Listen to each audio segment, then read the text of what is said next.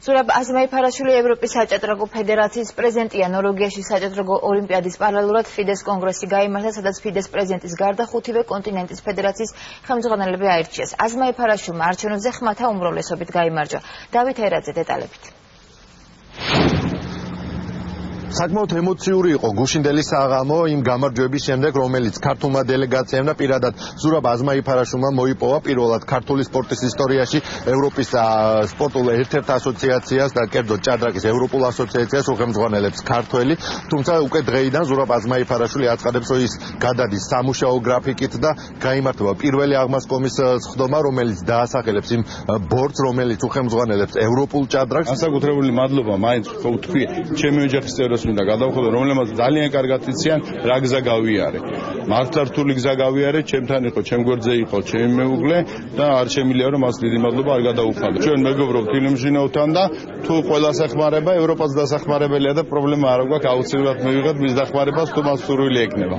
საკმაოდ დიდი გამარჯვების შემდეგ ქართული დელეგაცია კიდევ ერთი ძალიან მნიშვნელოვანი დღისთვის ემზადება. ხვალ აქ ტრომსოში გაიმართება კიდევ ერთი კონგრესი, რომელმაც უკვე უნდა აირჩიოს ის ქალაქი, რომელიც უმასპინძლებს 2018 წლის ოლიმპიურ თამაშებს ჭადრაკში. მოგეხსენებათ, ამ განაცხადს აკეთებს ჩვენი ქალაქი ბათუმი, ხოლო მისი კონკურენტი იქნება სამხრეთ აფრიკის კეიპტაუნი. კალათბურთელთა ენით ვთქვათ, ორმაგი დუბლი შესრულდა. იმიტომ რომ დიდი განსხვავებით მოიგო. და ასევე ჩვენ გულში მატყივრობდით ილუჟინოვს, რომელმაც დიდი განსხვავებით მოიგო. ერთ სისტემაში იყო ეს ყველაფერი მოქცეული. მე ულოცავ მთლიანად საქართველოს, რა თქმა უნდა, ზურას ოჯახს, ზურას ულოცავ, იმიტომ რომ ეს მართლაც დიდი წარმატება. მინდა საქართველოს მიულოც, რომ ჩვენ ყავს გამოჩენილი ქართველი სპორტსმენები და ეხლა გვეყოლება ის ადამიანი, რომელიც საერთაშორისო ფედერაციაში იქნება საქართველოს წარმომადგენელი და საერთაშორისო ჭადრაკის განვითარებაზე იზრუნებს. თავისთავად ინტერესი იწვევს თავად სათამაშო დღეც.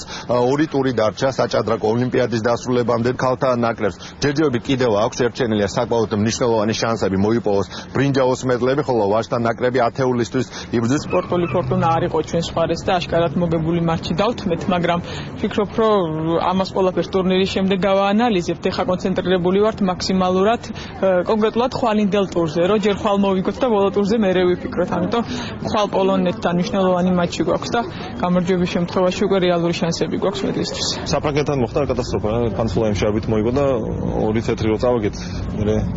მეც მივაყოლე მესამე პარტია, მაგრამ უკვე ნიშნულობა არ ქონდა მაგას. რავი, ყველაფერს გავაკეთებთ რა.